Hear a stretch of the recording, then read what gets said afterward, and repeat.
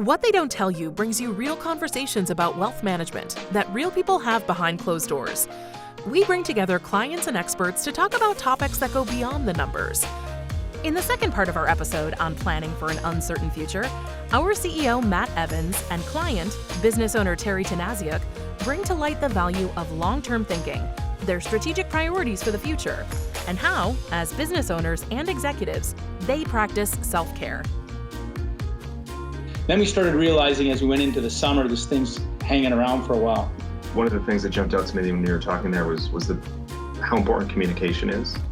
I don't think everything's all rosy, but I think, we see lots of issues still with a lot of businesses and industries. Companies operating in various sectors in the world was a mix of offense and defense. And adjusting plans, however, was necessary to kind of stay viable and grow. Part 2. It connects to a lot of the things that we've talked about so far in this conversation. Communication's key, creativity's key, nimbleness. I think you made a couple of good points there, and that we talked about that cushion or that, the ability to absorb it. And I think that was one of because we've been around for 50 years, we're a stable financial company. And that allowed us to manage through this crisis a lot better. We had some, younger companies that were starting out. They were cash strapped. We paid them even though we hadn't been paid because we knew, for us, we can get through it. For them, we thought this could cater their business. And you think, well, why would you do that necessarily if you haven't been paid? But it is going to give us something in the future. That company will be loyal to us if they survive, because we've seen it. The ones that didn't have a cushion, that the stress level was way higher, and how am I going to get through this? Because I would always tell young leaders, don't bite off more than you can chew. Try to get some cushion to have some stability, because you don't know what's going to happen around the corner. Don't plan that it's all going to just go golden, and I guess that ties into how you manage accounts and everything. There's got to be a cushion somewhere. Yeah, and I think a real important theme that you touched on there, Terry, is the value of long-term thinking. So, your company is deeply established. You were able to step up and keep the cash flows moving for the companies that provide services to you, where those cash flows were super important. That's an example of long-term thinking. For sure. You're kind of feeding the whole ecosystem of your industry by using your kind of financial stability as ballast in the industry and spaces that you work with, to the benefit of companies who provide services to you, to the companies that you provide service to. So that's what it's taken this year for the Canadian economy, the global economy, to continue to move forward. Is companies like yours and leaders like you kind of saying, we're staying in this. We had a plan. We're able to be flexible and pivot. We're going to come out of this. We're planning and executing for the long term, and we've had to think about things a little differently, but there is a light at the end of the tunnel here. For sure. And I can see that. We also think that, some of this is going to pay dividends for us in the future. There's going to be some of these younger owners and companies that are going to be successful, and they're going to be loyal to us. And because I know, 20 years ago, companies that are still loyal to us today. And if I need a favor, I just have to pick up the phone, because he goes, Terry, I remember you helped me out 20 years ago. So that's the kind of things that we think about. It's that long-term thinking. Okay, Terry. So we've just talked about some of the steps that you've taken to help your business adapt to the disruption that we've experienced through the kind of 3 phases or first 2 phases of this year's disruption. And now as we think about the next year, the year ahead, as we close out the calendar 2020 and think about 2021, what are the key priorities that you're setting for your team as you form up your plan for another year of uncertainty ahead? Well, it's interesting. I go back to my experience and my mentors, and it was in the early 90s that I was a shareholder, and business was very difficult in Alberta, especially in construction. And I remember meeting with the mentors and saying, I'm working long hours and hard, and it just doesn't seem to be any benefit to a shareholder. And their comment was very much that it's a cyclical world, and specifically in construction. And they said, stick with the program, stick with the plan. And it was focus. And they said, because if you keep your team in place, you keep your key people in place, you keep your structure in place, you will do well in the future. And it'll make up for these not good years, if you will. So that, and that came true. In the late 90s, we started to do very well, and our company was very successful. So I've transformed that experience and message to my junior management team, and it's saying, let's stay patient, let's stay focused. There's a lot of worry with this virus, but it is going to go away at some point, this terrible virus. And so we got to kind of eliminate the white noise and stay focused on the plan. And that's where we keep our company structure. We look after our team. We look after our culture and our systems. And this will turn and we will be successful in the future. Because they haven't been through this. I've seen, not this like this bad virus, but a similar economical time. So we're also then pivoting. We know industrial is probably going to be slow for the next little while. So we look at what other sectors of the industry are going to do maybe better or might be a better place to focus. And one of the things we've identified is seniors facilities and healthcare, because there's facilities. Do we want big facilities where outbreaks are bad, or do we want these pods isolated? So we think that there's going to be opportunities for renovations and changes in the seniors world. So we've looked at different things to fill the gaps in the meantime, but that's where we're going in the future. When you think about your, I'm interested in how you think about your team, and because one of the requirements for you coming into this year would have been, okay, well, what are we going to do with our business strategy? What customer segments are we going to stay in? What are we going to prioritize? What are we going to sort of deprioritize given where the activity is likely to come through? And alongside that, you also had to take care of your team. We're in a public health crisis. You had to make sure people felt safe coming to work or working from home or being on a job site. What can you share about that experience, how you worked with your team, what became really important through the course of the year in terms of people feeling safe and able to contribute to your mission as a company? What really worked for you and what might you have done differently if you had to do it over again? It's a good question. I'm not sure about the differently, because it's something that, I think everyone's impacted, and every time it's impacted is slightly different. But when we were first hit, we set up a COVID team, and we took different people from our company in different positions, and we sent out a note to everyone saying, here's what we're going to do on our sites, our protocols. And then we also made a human part of it. If you want to talk to anybody in privately, whether you're worried about childcare or seniors care or whatever it was, we did have to do some layoffs. It wasn't too major, but we had sites shut down, so we had no choice. But we have a very flat hierarchy here. So I actually went on the phone, and now we have anywhere from 75 to 100 employees, but I phoned a lot of the employees myself directly, the ones that I knew would be impacted, and explained to them where we were going. And people were so unknown. The future was so unknown, and they were nervous, and the anxiety levels were all different. Whether they had a mother they were caring for, or child care, or an impacted person who has some health issues at home.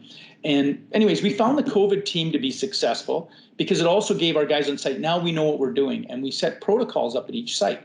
One of our large sites, we actually we hired 2 COVID people. They took temperatures, recorded people coming in. They went around the site, sanitized the construction equipment, doorknobs, everything as we were going along. So it gave people a sense of comfort. But I was impressed with our team, because we've got a real stable, long history with employees. And I had superintendents put up their hand and say, I'm 2 years from retirement. I don't need the money that bad. You know what? I know another fellow that's been working with us, a young superintendent. He's got kids at home. He needs a job. I'll sit home for a couple of months because I know we're not busy. And I was, wow, that's a really great offer. And we had that on more than one occasion. So it really made me proud of the team we assembled. And I realized if you have that team culture, that people really do look after each other, and they did. And it wasn't management telling them to. They threw up their hand.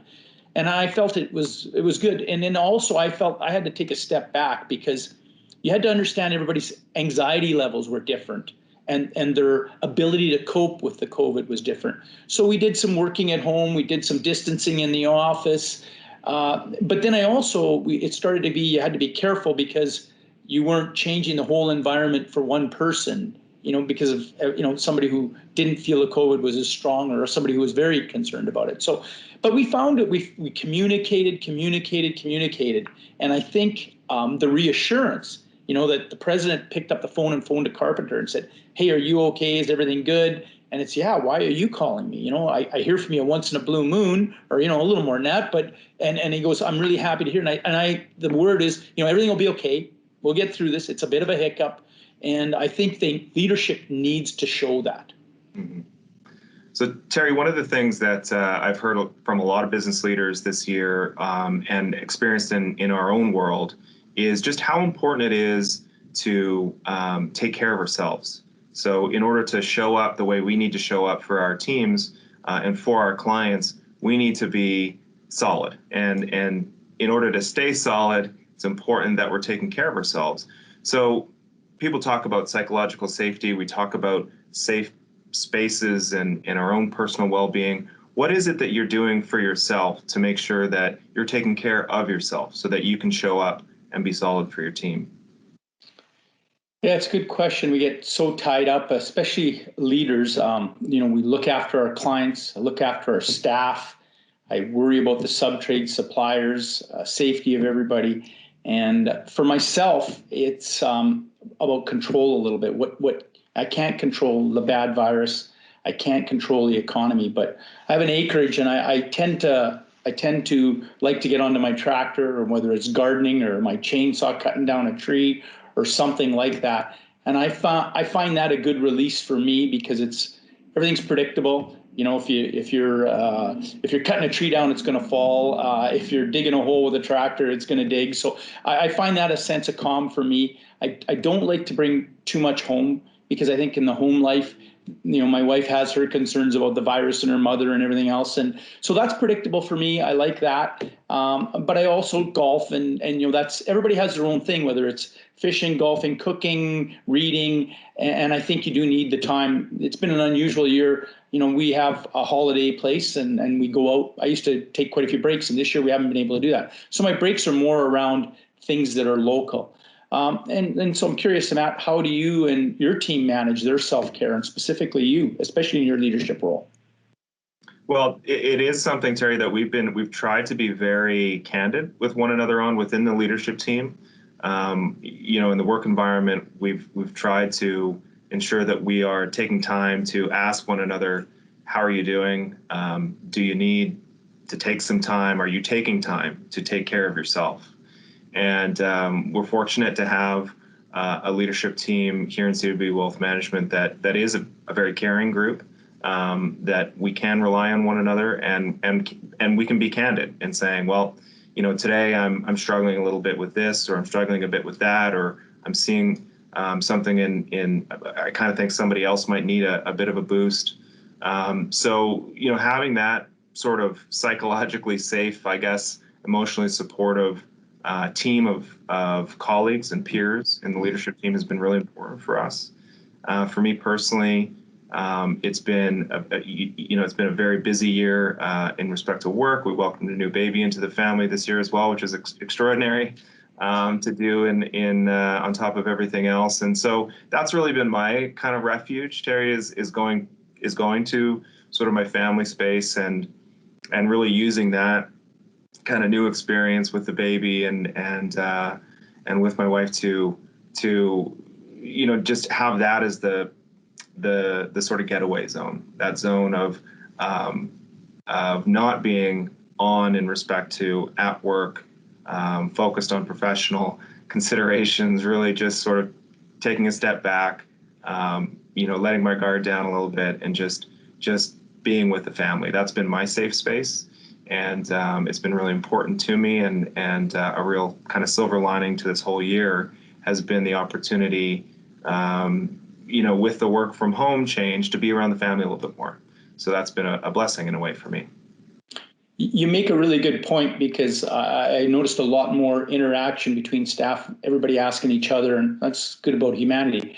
How are you doing? And they want to know, is your mother okay, or is your son okay? Or there's a lot more interaction, humanity. Very good. Yeah, that sense of optimism really comes through in your story. It's recognizing that at times this year has felt unprecedented. That's probably the most overused word in for sure. In 2020, we've all heard it so many times because these events in our lifetimes are unprecedented. But we know, you've made this point in the conversation, Terry, that the world is more and more uncertain in some ways. But we can be confident for all the reasons we've talked about in this conversation about our, what it takes to really succeed. We are resilient people globally, and innovation is something that comes through over and over again to the benefit of humanity, and we'll see that again. As a wealth manager, what did you get when you had people calling? I'm sure when the market was, like you say, dropping suddenly, and there was a virus, were they calling and panicking? And then all of a sudden, you had the same thing. It hits the bottom and then it starts coming up, and where they go, gee, I made a mistake, I'm buying back in. I'd be curious to know how you guys dealt with some of those calls, because I'm sure some people didn't even call you, but you must have had some calls, and even if they were corporations. Well, absolutely, Terry. I mean, the volatility that we saw this year in 2020 was extraordinary. So, many clients like yourself did reach out to their portfolio managers. Our portfolio managers were reaching out proactively. We really focused on proactive communication through the most volatile parts of the market cycle this year. And, I would say that while the volatility was was remarkable this year in 2020, that experience of the emotional ups and downs that come with investing in financial markets is something that we're very accustomed to. So every year you get a version of this. This has been an extreme year in that respect, but it's what we're trained to do. It's what our portfolio managers are professionals at doing. It is helping our clients understand what's going on in the environment, what's going on in the economy, how does that relate to what we're seeing in the market, and then how does it change anything that we should be doing in respect to the plan. All of our clients have a plan that we're working to, and it's that plan that we go back to when we're thinking about, okay, what's changed in the market environment, what's changed in respect to our priorities, our individual circumstances as savers and investors, and do we need to make an adjustment? So, it's moments like this, it's years like this that are really the moments that clients hire us for as professional advisors and planners to help sort of take the edge off those emotional highs and lows, bring a calm voice of reason into their lives when it can feel like things are pretty dramatic, and sort of take the temperature down. That's really some of the value that we add for our clients through these experiences. And certainly, like you said, Terry, the phone was ringing quite a bit during the spring, and people sort of started to get a little bit more comfortable as the market started to rebound. But we enjoy those times. It's what we live for, the opportunity to really demonstrate our value for clients and their families, and so it was lots of drama, as I said, but something that we really thrive in. I noticed my advisor has less hair. Well, it's a bit of a theme here at CRP Wealth. So if you had to, in keeping with the theme of our program here, what they don't tell you, Terry, what is it that you think they don't tell you about planning for an uncertain future? I think you made a really significant comment there, the form of disruption. We've seen this now. It's what's the future form of disruption? And I go back to, I kind of call it the 3 R's. And it kind of emulates what we've done. We said, you got to do your research. And that's where I said, well, what's my research? Well, I went to the 1918 pandemic. I mean, there's other research. And then you research, what are they going to do in the senior housing designs, as an example. And then you do your reassure. Like, we're reassuring clients, we're reassuring our staff. That's the kind of things that we do, reassuring that our plan and our strategy is correct giving the changing situation of the pandemic.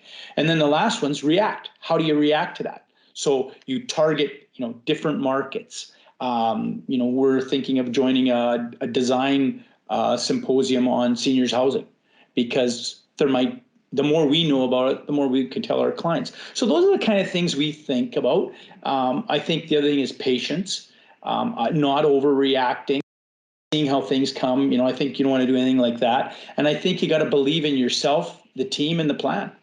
And that's what I think that those are some of the things they don't tell you. Stability, that keeping going in that direction of have a plan, stick to it. There's going to be disruptions. Eventually it becomes, I not to minimize it, but noise, because you can't save the world. You can't do everything. You can only try and keep to the plan and move forward. And nobody gives you a roadmap on how this looks. Yeah, that's so striking. And research, reassurance, react, don't overreact is so keep a level head, I think is part of what's created success for yourself and in your company this year. And I think for many others, that's what we've seen is that ability to stay calm through a very dramatic environment is extremely helpful. And so with that, Terry, I want to thank you for joining us today. This has been a great conversation. We've covered a lot of ground. It's been useful to think about what we've experienced so far in 2020 with an eye to how we can take those lessons into the next year and the years to come, where we're sure to see more uncertainty. So thank you for helping us understand what it takes to plan for an uncertain future, and very much appreciate your time. Thank you, Matt.